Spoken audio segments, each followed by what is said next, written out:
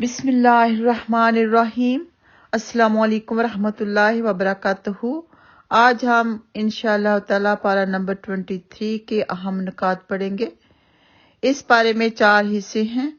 سورہ یاسین کا بقیہ حصہ جو کہ پہلے کچھ حصہ پارہ نمبر 22 میں گزر چکا۔ نمبر 2 سورہ صافات مکمل۔ نمبر 3 سورہ صاد مکمل۔ نمبر 4 سورہ زمر ابتدائی حصہ۔ سورہ یاسین کے بقیہ حصے میں 3 باتیں یہ بتائی گئیں۔ حبیب نجار کا قصہ بہت ہی دلچسپ قصہ ہے۔ ایک بستی والوں نے اپنے 3 انبیاء کو جھٹلایا۔ ان کی قوم کا ایک شخص جس کا نام حبیب نجار تھا نے انہیں سمجھانے کی کوشش کی تو انہوں نے اسے شہید کر دیا۔ جنت میں جا کر بھی اس نے تمنا کی کاش میری قوم کو معلوم ہو جائے کہ مجھے کیسی نعمتیں ملی ہیں۔ تو اس نے جنت میں تمنا کی کیونکہ وہ شہید تھا۔ اللہ سبحانہ تعالیٰ نے اس کی تمنا کو قرآن پاک کی آیت کے ذریعے دنیا کو بتا دیا۔ تو جو بھی اس دنیا سے گزر چکے ہیں اللہ سبحانہ تعالیٰ جب چاہیں جیسے چاہیں خواب کے ذریعے ان کا پیغام ان کے گھر والوں کو یا کسی اور کو بتا دیں، جیسے کہ یہاں پر اللہ سبحانہ تعالیٰ نے قرآن پاک کی آیت کے ذریعے اس کا پیغام ہمیں دیا۔ پھر اللہ سبحانہ تعالیٰ کی قدرت کے دلائل آ جاتے ہیں۔ نمبر 1 مردہ زمین جسے بارش سے زندہ کر دیا جاتا ہے۔ نمبر 2 لیل و نہار اور شمس و قمر کا نظام۔ نمبر 3 کشتیاں اور جہاز جو سمندر میں چلتے ہیں۔ اللہ سبحانہ تعالیٰ نے سب اپنی قدرتیں بتائیں۔ پھر قیامت کے بارے میں آ جاتا ہے، محشر کی ہولناکیوں کے بارے میں آ جاتا ہے، سور پھونکے جانے کا تذکرہ ہے۔ اس دن مجرموں کے منہوں پر مہر لگا دی جائے گی اور ان کے اعضاء ان کے خلاف گواہی دیں گے، یعنی ان کے جسم کا ہر حصہ ان کے خلاف گواہی دے گا۔ پھر سورہ صافات میں 2 باتیں یہ بتائی گئیں۔ نمبر 1 جہنمیوں کا باہم لعن طعن اور جنتیوں کا خوشگوار مکالمہ۔ پھر انبیاء اکرام علیہ السلام کے قصے بتائے گئے۔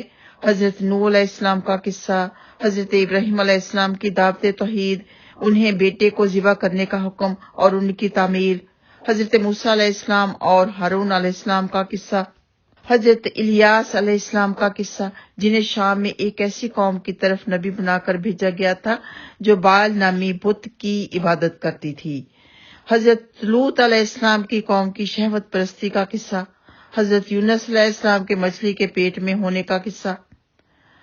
پھر نمبر 3 پر سورہ صاد میں 2 باتیں یہ ہیں۔ نمبر 1 توحید، تمام انسانوں اور موت و حیات کے پورے نظام کے لیے ایک اللہ ہی کافی ہے۔ پھر رسالت کے بارے میں آ جاتا ہے، نبی کریم صلی اللہ علیہ وسلم کو تسلی، قریش کی مذمت، تسلی کے طور پر حضرت داؤد علیہ السلام کے شکر کا قصہ اور حضرت ایوب علیہ السلام کے صبر کا قصہ اور دیگر انبیاء اکرام کے قصے۔ پھر نمبر 4 پہ سورہ زمر کے ابتدائی حصے میں 2 باتیں یہ بتائی گئیں۔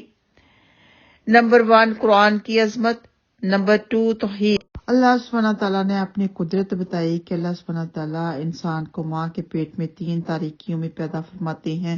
مشرق کی مثال اس غلام کی سی ہے جس کے کئی آقا ہوں، اور موحد کی مثال اس غلام کی سی ہے جس کا ایک ہی آقا ہو، یعنی ایک ہی مالک ہو، آنر ایک ہی ہو۔ تو یہ مثالیں دے دے کر اللہ سبحانہ تعالیٰ بعد میں فرماتے ہیں کہ بات یہ ہے کہ ان میں سے اکثر لوگ نہیں سمجھتے، بل اکثرهم لا یعلمون۔ اللہ سبحانہ تعالیٰ ہمیں سمجھنے کی، تدبر کی، علم کی، عمل کی توفیق عطا فرمائے۔ انشاءاللہ تعالیٰ اس کے بعد پارہ نمبر 24 کے اہم نکات پڑھیں گے۔